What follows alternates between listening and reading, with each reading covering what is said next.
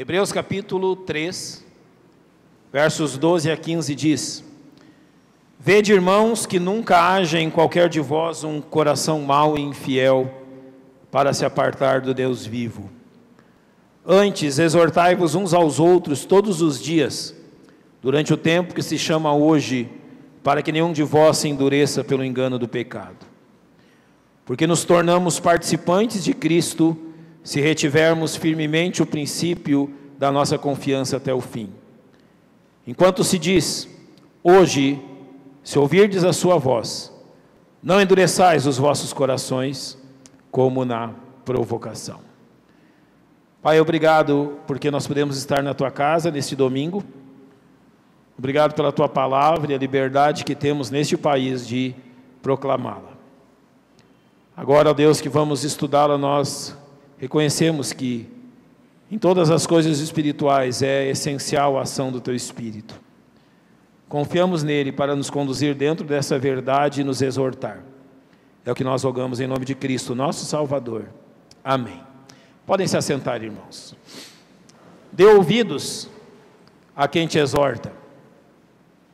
Seja seu esposo, sua esposa, sejam seus pais, seja seu pastor ou seus amigos. Dê ouvidos às pessoas que chamam a sua atenção.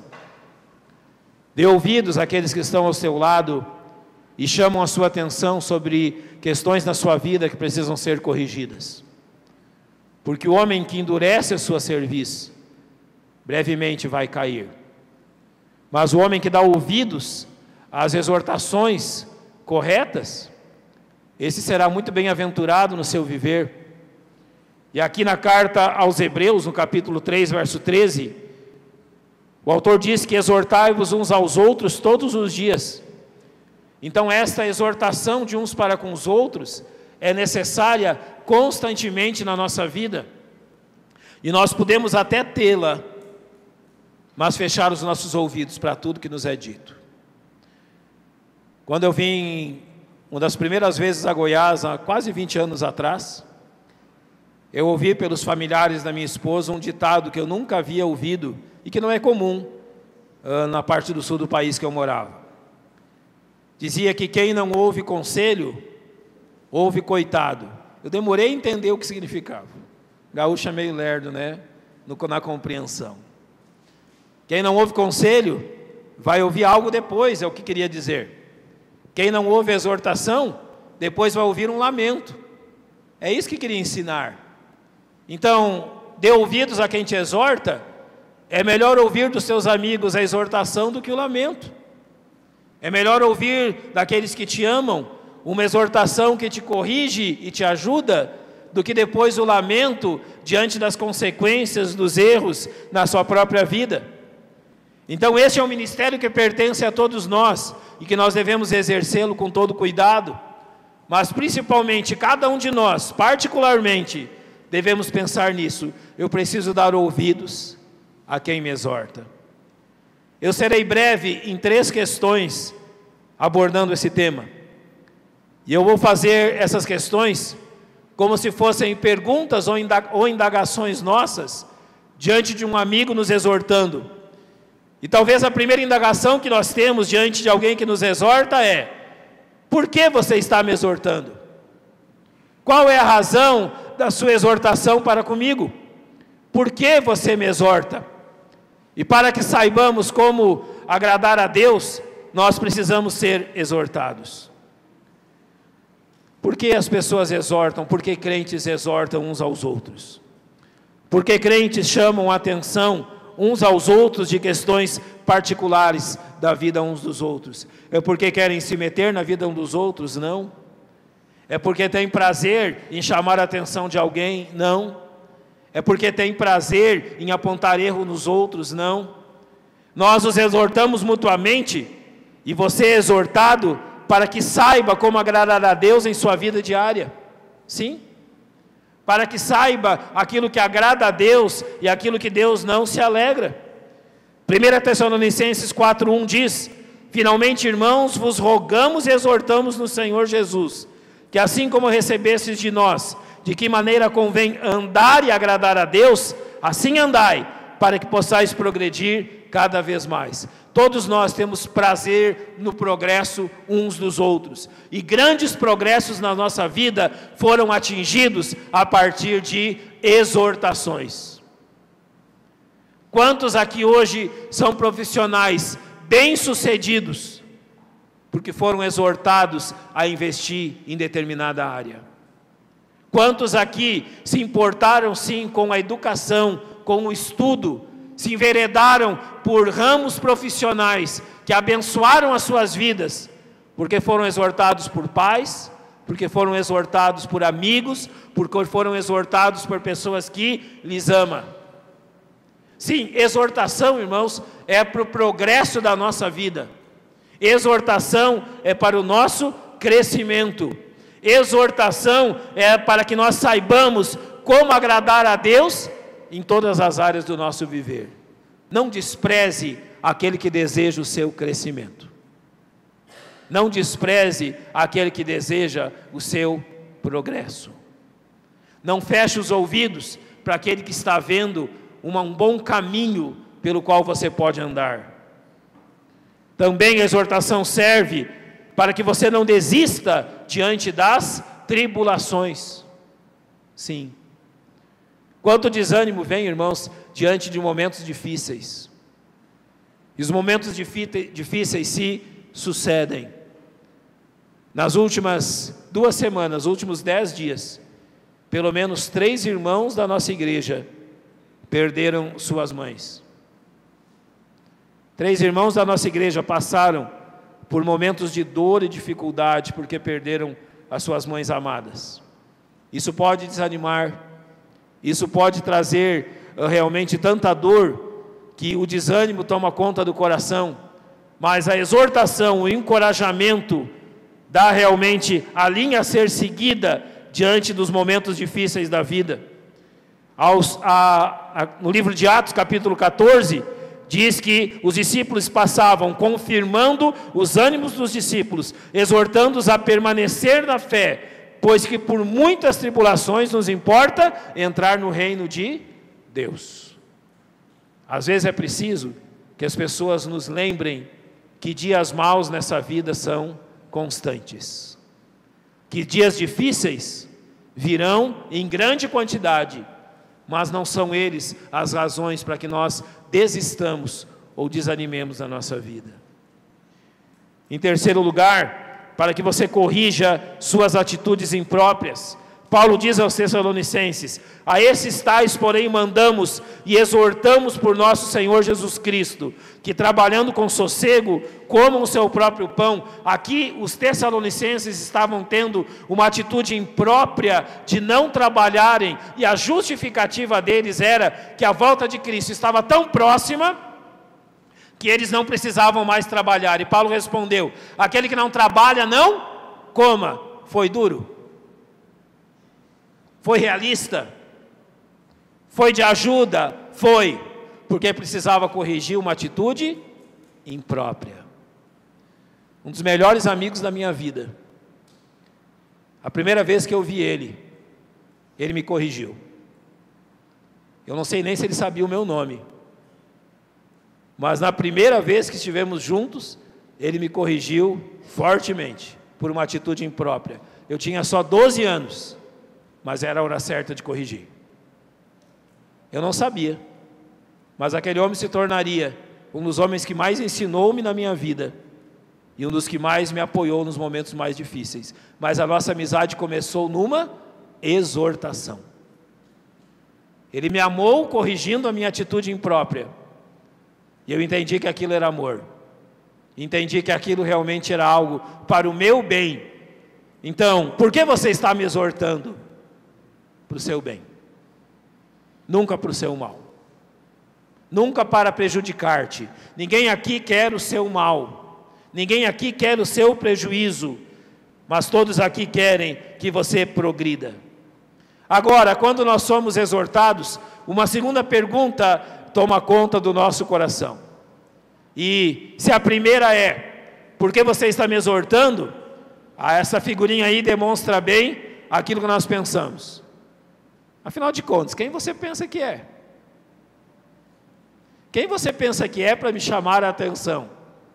Quem você pensa que é para me corrigir? E olha, aqui vai um ensinamento bíblico e uma questão a todos aqueles que amam e que exortam por amor. Para todos aqueles que amam a seus irmãos, amam a sua família, amam o seu cônjuge e usam da exortação como uma ferramenta de correção e progresso. O que fazer diante dessa questão? Quem você pensa que é? Então, antes de alguém me perguntar quem pensa que eu sou, eu devo saber exatamente quem eu sou.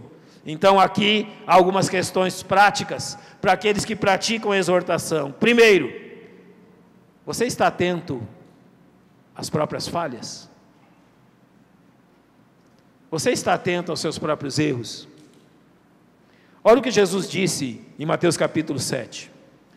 Por que reparas tu no argueiro que está no olho do teu irmão, e não vês a trave que está no teu olho? Ou como dirás a teu irmão, deixa-me tirar o argueiro do teu olho, estando uma trave no teu? Literalmente o que Jesus está dizendo é, você é consciente daquilo que você está fazendo? E olha, é tão interessante aqui, que Jesus tem usado o exemplo de um olho. Eu uso lentes de contato. Se eu não usasse lentes de contato, eu não reconheceria nem o Felipe aqui na minha frente. Não sabia, ia perguntar quem que está sentado no primeiro banco, eu não saberia dizer. Quando eu comecei a usar lentes de contato, quase 10 anos atrás, eu fui no médico, no oftalmologista, e ele fez os exames todos, depois vieram as lentes, eu tive que ir lá para aprender a colocar lente de contato. E daí ele foi me explicando, você assim, assim, coloca no dedo, abre o olho e coloca. Eu, o quê? A dificuldade de quem usa lente de contato é colocar o dedo no olho. Daí ele teve que me ensinar uma coisa. Eu disse, doutor, colocar o dedo no olho não dá certo, ninguém faz isso. Ele disse assim, eu vou te ensinar uma coisa, vai ser muito simples. Ele falou assim, coloca o seu dedo na parte branca do seu olho. O senhor está brincando comigo, né? Não, rapaz, coloca. Ele pegou e colocava e apertava dele. Disse assim, coloca no seu.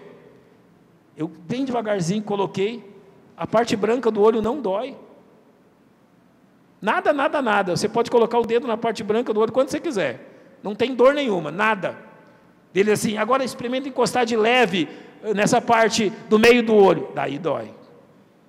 Sabe por que Jesus usou o olho? Porque os olhos são as coisas, talvez, dos nossos membros, os mais sensíveis. Você não gosta de colocar o dedo no seu olho. É uma batalha para quem usa lente, acostumar a colocar o dedo no olho. Se você não gosta que coloque o dedo no seu olho, você deixaria, ou você acha que é bom você colocar o dedo no olho de outra pessoa? É por isso que Jesus está dizendo isso. Seja consciente de que colocar o dedo no olho dói, antes de colocar o dedo no olho do outro. Não se imagine livre de erros, de falhas, de pecados, que normalmente você condena nos outros. Vai exortar alguém, esteja atento às suas próprias falhas. Porque olha, apontar falha nos outros dói. Não é agradável. Então, primeiro aprenda você que dói, para então tratar com todo cuidado os outros. Em segundo lugar, você está julgando e agindo com imparcialidade, porque eu posso errar nesse sentido quando exorto alguém. Eu posso condenar em outros aquilo que eu desculpo em outras pessoas. Em João capítulo 8, a mulher apanhada em adultério é trazida diante de Jesus. Aqueles homens estão raivosos, aqueles homens estão furiosos, eles querem sangue, eles querem a morte daquela mulher. Ela foi apanhada em flagrante adultério, mas eles só trazem a mulher, eles não trazem o homem. Povinho corajoso. Eles trazem ela diante de Jesus. E com toda a pompa e circunstância dizem, mestre, esta mulher foi apanhada em flagrante adultério, e a lei diz que ela seja apedrejada. Tu o que dizes? Já não é com o peito inflado e a cabeça erguida, esperando que Jesus concordasse com eles. E Jesus faz o quê? Ele não diz nada. Ele fica em silêncio. Ele começa a escrever na terra. Eu vou lhe dizer o que eu acho que ele escreveu na terra. Eu acho, não tenho prova bíblica alguma, você não precisa concordar comigo. Eu acho que aquilo que Jesus escrevia na terra eram os pecados daqueles homens. Então Jesus se volta para eles e diz assim: o primeiro de vós que esteja sem pecado, está autorizado a tirar a primeira pedra. Eu acho que fez uma fila enorme, não é? Não. Um por um, foram se retirando. Sabe o que é parcialidade? Eu consigo enxergar nos outros, mas não vejo em mim e nem nos meus amigos. Eu sou parcial. Eu realmente julgo uma pessoa de uma forma e outra de outras. Jesus não era assim. Jesus julgava a pessoa do tamanho certo, nem maior nem menor do que ela era. Então a terceira questão que você deve evitar quando exorta outros é a síndrome do pedestal. Sim. Quando Paulo escreve aos Romanos, ele começa no capítulo 1 a falar que o ser humano é digno de morte pelas coisas que pratica. Os judeus então subiram no pedestal e diziam assim: mestre, você está certo, esses cães gentios são realmente dignos de todo tipo de morte cruel, eles merecem morrer da pior forma possível, eles são uns cães. Eles não falavam gentios, eles não falavam a nacionalidade das pessoas, eles chamavam quem não era judeu de cão. Esses cachorros, esses vira-latas merecem tudo isso que o Senhor está dizendo. E Paulo tem que parar e dizer para eles: amiguinhos que estão sobre o pedestal, eu não estou falando deles, estou falando de vocês. Portanto, és inexcusável quando julgas ao homem quem quer que sejas, porque te condenas a ti mesmo naquilo que julgas a outro, pois tu que julgas fazes o mesmo. Cuidado com a síndrome do pedestal. Não se erga acima dos outros, achando que esses problemas não lhe atingem. Porque 1 Coríntios 10:12 diz: aquele pois que cuida estar em pé, olhe que não caia. É melhor estar no chão do que cair do pedestal. E em quarto lugar, você está praticando a autocorreção? Hipócrita, tira primeiro a trave do teu olho, então cuidarás em tirar o argueiro do olho do teu irmão. Quem você pensa que é? E a resposta é: eu sou alguém que cometeu os mesmos erros que você e que também foi ajudado a vencê-los. Eu aprendi e eu gostaria de ajudar você também. Essa é a resposta. Quem você pensa que é? Eu sou a pessoa que errou os mesmos erros que você. Essa é a resposta. Mas que pela graça de Deus fui reerguido, fui ajudado. Então a terceira questão parece até um pouco cômica, mas eu dei a ela esse nome: não machuque seu irmãozinho. Não machuque o seu irmãozinho. E a figura aí é a figura clássica de um exortador, não é? Boca escancarada, dedo apontado, intimidador, intimidando aquele que vai ser exortado. Então olha, se nós devemos exortar-nos uns aos outros diariamente, lembre-se disso: não machuque seu irmãozinho. Ele não está aí para ser machucado, ele está aí para ser ajudado. E na primeira coisa que devemos dizer em relação a isso é: nada de crítica amarga. Exortação não é crítica amarga. Exortação não é amargura. Não julgueis para que não sejais julgados. Não quer dizer que nós não podemos estabelecer julgamento nenhum. Não quer dizer que nós não podemos avaliar as outras pessoas. Mas que quando nós exortamos aos outros ou as julgamos nesse aspecto, nós nos despimos de todo espírito de condenação, de todo espírito de pré-julgamento, de todo espírito de suposições. Não machuque o seu irmãozinho pré-julgando e tendo suposições sobre eles. Não faça isso. Conheço pessoas que após um julgamento errado, precipitado, não conseguiram vencer o desprezo que tiveram. Durante anos e anos e anos, guardaram no seu coração a amargura porque foram injustamente condenados. Não vale a pena machucar o irmãozinho. Não vale. Não vale a pena, irmãos, criar uma ferida no coração de outro. Não vale a pena machucar sem motivo. O que vale é a restauração e o erguimento de alguém que está caído. Nada de crítica amarga, nada de crítica destrutiva, nada de crítica que humilha, nada de crítica que destrói, nada de palavras rudes.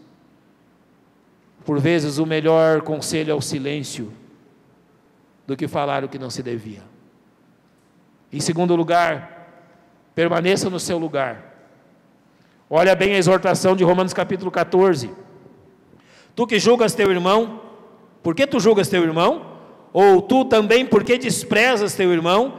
Pois todos havemos de comparecer ante o tribunal de Cristo. Então permaneça no seu lugar.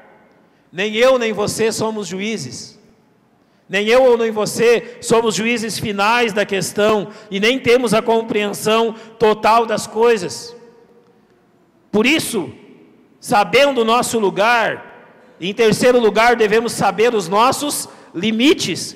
Porque olha o que Paulo escreve aos Coríntios: portanto, nada julgueis antes do tempo, até que o Senhor venha, o qual também trará à luz as coisas ocultas das trevas e manifestará os desígnios dos corações. Então, cada um receberá de Deus o louvor. Algumas orientações sobre isso. Quantas vezes nós pensamos mal sobre uma pessoa, mas que quando a verdade vem à tona, as coisas eram muito mais favoráveis a ela do que quando havíamos imaginado no princípio? Quantas vezes julgamos e pensamos que uma pessoa está completamente errada, mas que quando as verdades vêm à tona, nós vemos que não era assim. Você lembra de Ana no tabernáculo, no templo, orando? O que Eli julgou que Ana era? Uma mulher embriagada. E o que ela era na realidade? Alguém aflita, buscando em Deus consolo. Quando nós exortamos os nossos irmãos, nós fazemos bem em não julgá-los precipitadamente, e não ter prazer em pensar o pior sobre os outros. Se você vai ajudar alguém, não olhe para ele pensando o pior. Já faz alguns anos que eu trabalho com aconselhamento bíblico. Eu jamais me demovi de um pensamento, de uma posição. Eu sou um otimista. E eu creio que sempre há esperança. A todas as pessoas que me procuram, eu digo a mesma coisa: Deus tem a solução. E não está longe de você. Podem vir em desespero, podem vir sem esperança, podem vir pensando que tudo acabou, mas eu sempre direi a mesma coisa: Deus pode resolver o seu problema. Deus pode sim colocar as coisas nos eixos, porque Ele conhece todas as coisas, e Ele promete isso. Como última questão desse ponto, e para nós chegarmos ao final, cuidado, exortadores, com o telhado de vidro. Muito cuidado com o telhado de vidro. Você lembra dos 3 amigos que foram aconselhar Jó no início das suas dores? O que eles mais tinham a dizer para Jó é que ele devia confessar o seu pecado. Jó, você fez uma coisa muito grave. O seu pecado deve ser tremendo. Confessa, Jó, abandona o seu pecado. E Jó batia na mesma tecla: eu não fiz nada. Jó, se você não tivesse cometido pecado, Deus não teria te castigado dessa forma. E Jó dizia: eu não fiz nada. Jó, se você não tivesse pecado, você não estava nessa circunstância. Julgamento precipitado. E como que termina o livro de Jó? Deus diz assim: Jó, vai lá e ora pelos teus 3 amiguinhos, para que não destrua eles. O pecado estava onde? não era em Jó, mas no coração daqueles homens. Não julgue precipitadamente. Em segundo lugar, não tenha atitude de Paulo com João Marcos. Após João Marcos o abandonar numa viagem missionária, Paulo o despreza. E depois de alguns anos, Paulo escreve assim: traze contigo João Marcos, ele me é muito útil no ministério. Cuidado, o telhado é de vidro. Cuidado. Nunca despreze ninguém. Ele hoje pode ser pequeno, mas amanhã pode se tornar muito maior que você. A força dele hoje pode ser pequenininha, imprestável, mas amanhã ele pode ser muito mais útil que você. Não tenha, ou melhor, tenha, o nosso erro é não ter a mesma atitude de Jesus com Pedro. Muitas vezes nós somos intolerantes, o que Jesus não foi com Pedro. Muitas vezes nós somos tão amargos na nossa exortação, que esquecemos que Deus é capaz de trazer à vida ossos secos. Não pense que tudo acabou, e que as pessoas merecem só julgamento e destruição. Nosso Deus é um Deus de vida. Nosso Deus é um Deus de reconstrução.